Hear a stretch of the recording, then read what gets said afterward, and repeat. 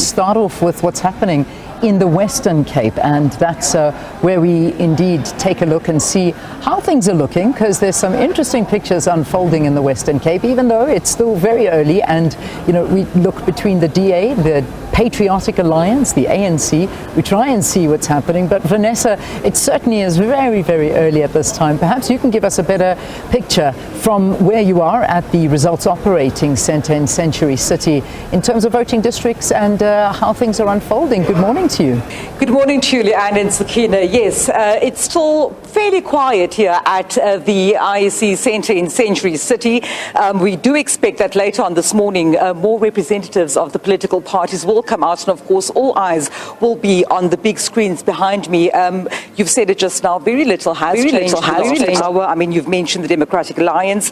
Of course, at this stage, with 1.7% of the vote in, 3,025, the ANC at 940, PA at 857. But of course, these numbers are set to change as more and more of the votes are in. I mean, I'm joined now by the electoral officer here in the Western Cape, Michael Hendrickse, just for an update with regards to what has been happening since the early hours of this morning. Michael, of course, it was indeed a historic day yesterday. We were just chatting off air just now.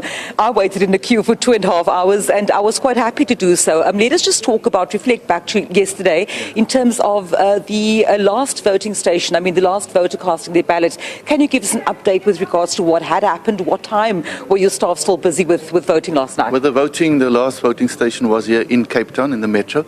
It came in at just around 1 o'clock where our voting concluded, and we could start with the counting process. Obviously, yesterday was a very high activity thing, and we'll have to look at our own processes, because it's unacceptable that so many people were waiting for so long in our queue. So as part of the IEC, we'll have to be very serious in our introspection and have difficult conversations to see how we can improve.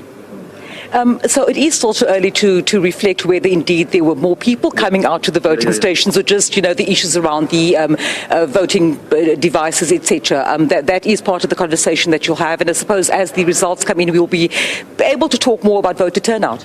Yeah, look, firstly, let's not even talk about voter turnout. People are entitled to come out, and the higher the number, the better.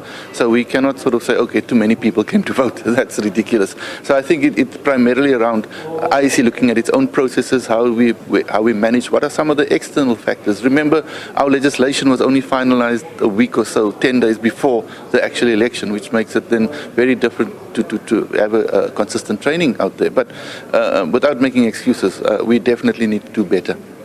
Michael, 1,572 voting stations were all open yesterday. Some may not have opened exactly promptly at 7 o'clock. Have there been any reported issues? I mean, reported issues around people not being able to or being prevented to vote? Any violence, perhaps, any situations where people were barred from being able to cast their ballot? Definitely not, and that is so great that we didn't have any serious protest action that prevented people from actually coming out to vote.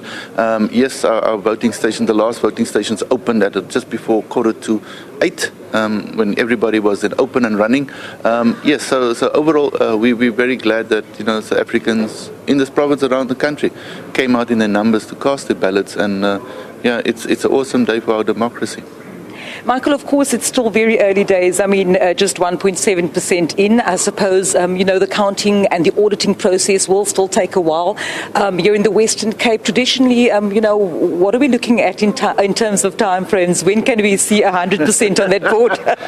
Look, 100% I don't know yet. I don't want to forecast. After yesterday, I really don't want to forecast things. But I think from about lunchtime, remember, the first results, as you see up here, are coming from our rural areas. There's little farm schools and so on that are coming through, so where there's relatively low numbers of voters. So obviously those results will be the first ones, and then as the day progresses, you have your towns coming through, and then obviously your areas within Cape Town Metro, the Cape Town Metro being close to more than half of the voters of our province. An interesting one is always Robben Island, because with a small number there, of course, it's usually the first to come in. Was that the case this time? Robben Island was concluded. There are about, I think, 165 voters registered on there. So beside a couple of of special votes as well. So yes, Robben Island, I think they were done, but in terms of the law, notwithstanding the fact that everybody may have voted or wanted to vote was there, we needed to stay up until 9. So, you can't sort of say, okay, let's close the Robben Island station before the time and take the ferry back. We're not allowed to do that. But those results are in. You've had very little sleep. I think you said you had about a half an hour. And of course, for the duration of the day, yourself and your staff will not get much rest, Michael. No, but that's par for the course. Look, we're into this and we know that this is a very high activity period and that's what we do. We do manage to rotate, especially from my staff, so that there's always somebody that's fresher than me on the floor. Thank you so much for speaking to me, Michael Hendrickse, of course, the Provincial Electoral Officer here in the Western Cape.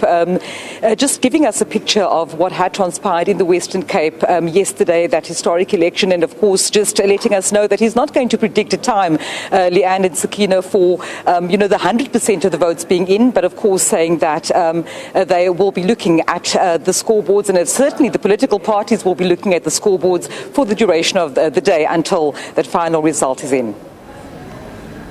All right, thanks so much for giving us that picture as to what's going on there. So, about 1.5% of the votes counted there in the Western Cape, but interesting to see the Patriotic Alliance getting in there and getting their early start off the blocks there in these elections.